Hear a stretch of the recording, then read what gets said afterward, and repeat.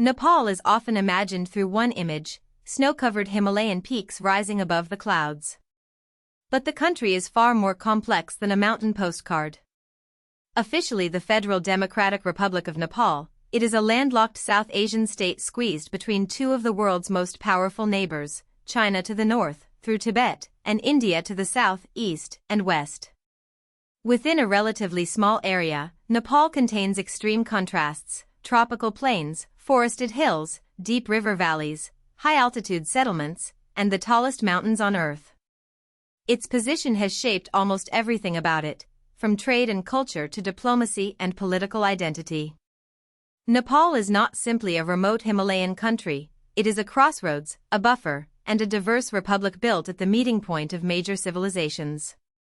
Geography is the foundation of Nepal's story. The country stretches from the low Indo-Gangetic Plain in the south to the Himalayas in the north, creating one of the steepest altitude changes anywhere in the world. In the southern Terai region, the land is flatter and more fertile, supporting agriculture, towns, roads, and close social links with northern India. Moving north, the landscape rises into hills and valleys, where many historic settlements developed. Beyond that are the high mountains, where life becomes more isolated and physically demanding. This vertical geography has encouraged diversity, but it has also made national integration difficult. Roads, public services, and economic development must cross difficult terrain, and communities separated by mountains can have different languages, traditions, and ways of life. Nepal's mountains give the country global recognition. 8 of the world's 10 highest mountains are found in Nepal or along its borders, including Mount Everest, the highest point above mean sea level on Earth. Everest is known internationally as a symbol of human ambition, but for Nepal it is also an economic, cultural, and environmental issue. Trekking and mountaineering bring tourism revenue and international attention, yet they also create pressure on fragile ecosystems and high-altitude communities. The Himalayas are not just dramatic scenery, they affect climate, water systems, migration, and livelihoods. Glaciers and snow-fed rivers help sustain millions downstream, while mountain hazards such as landslides, avalanches, and changing weather patterns make life in many regions precarious. At the heart of Nepal lies Kathmandu, the capital and largest city. Kathmandu is more than an administrative center, it is a historic valley that has long connected the Himalayas with the plains of South Asia. The Kathmandu Valley was the center of Nepal Mandala, a prosperous Newar cultural region known for trade, craftsmanship, religious sites, and distinctive architecture.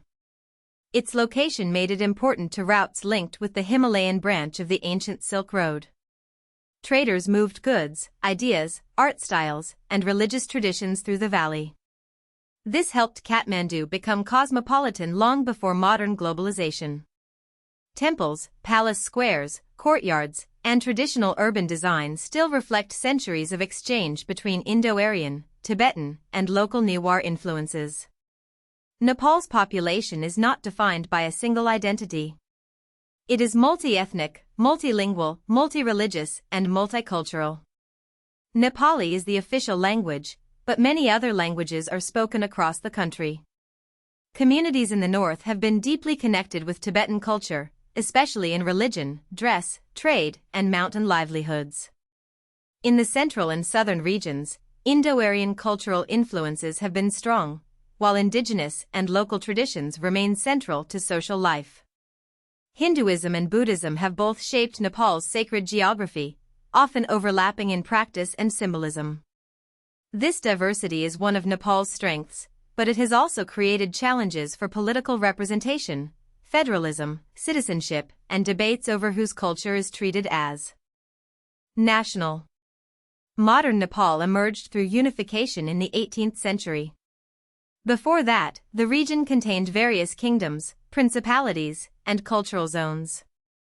The Gorkha kingdom, under ambitious leadership, expanded its power and gradually unified much of what is now Nepal. This process created a centralized state under the Shah dynasty. The new kingdom had to survive between larger imperial forces, especially Qing China to the north and British power expanding across India to the south. Nepal was never colonized, which remains an important part of national pride. But independence did not mean isolation from empire. Instead, Nepal learned to act as a buffer state, preserving sovereignty through military resilience, diplomacy, and strategic accommodation. During the 19th and early 20th centuries, Nepal's monarchy coexisted with the powerful Rana dynasty of hereditary prime ministers. The Ranas dominated politics for over a century, while the Shah kings remained as symbolic monarchs with limited power. Nepal formed relations with the British Empire, and Gurkha soldiers became famous for their service in British and later Indian military forces. Yet inside Nepal, political participation was tightly controlled, and modernization was slow. The country's independence allowed it to avoid direct colonial rule, but the Rana system also restricted democratic development.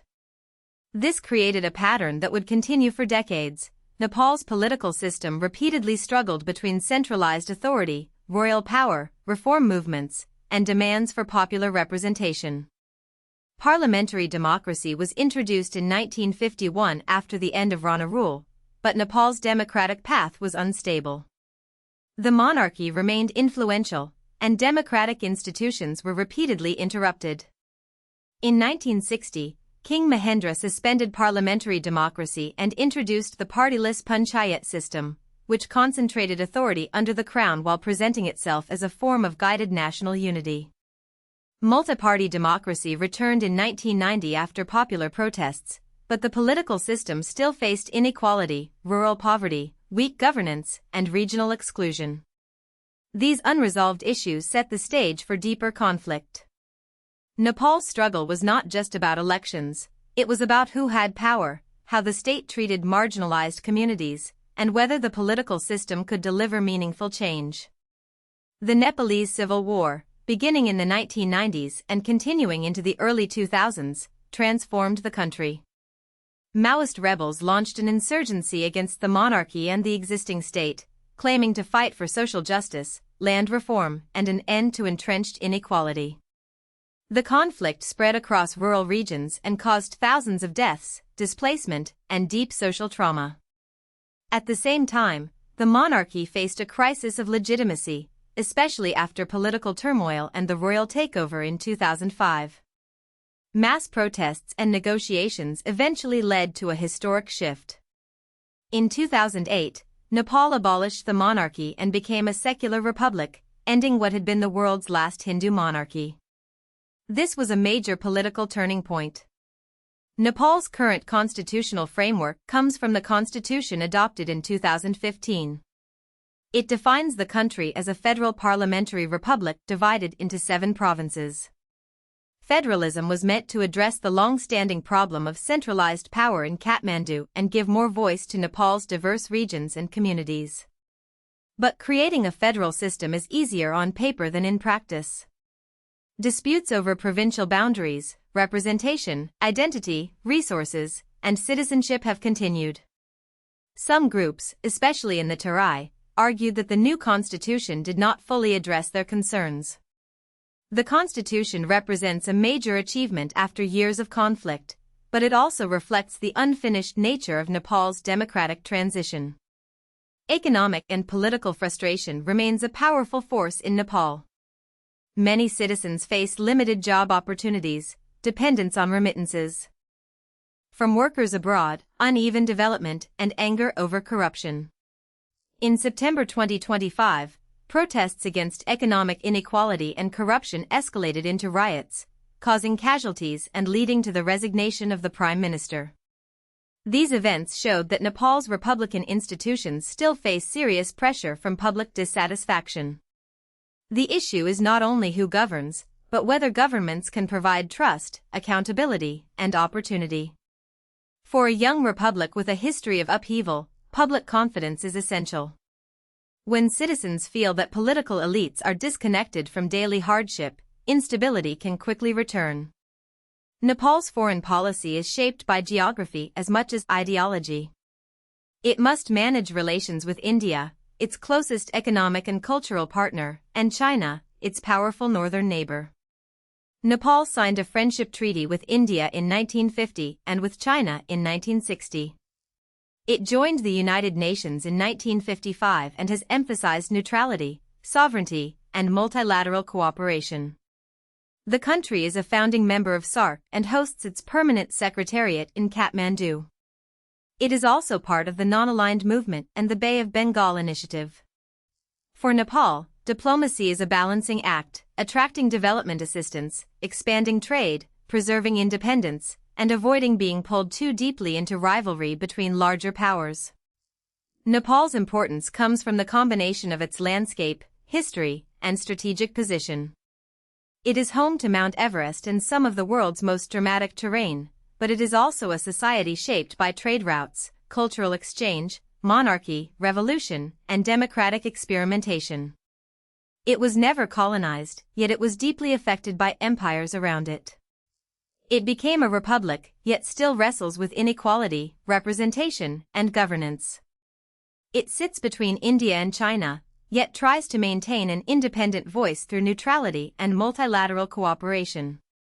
To understand Nepal is to see a country constantly navigating heightened pressure, mountains above, giants beside it, and a diverse population demanding a more inclusive future. If you found this helpful, please like this video and subscribe for more explainers.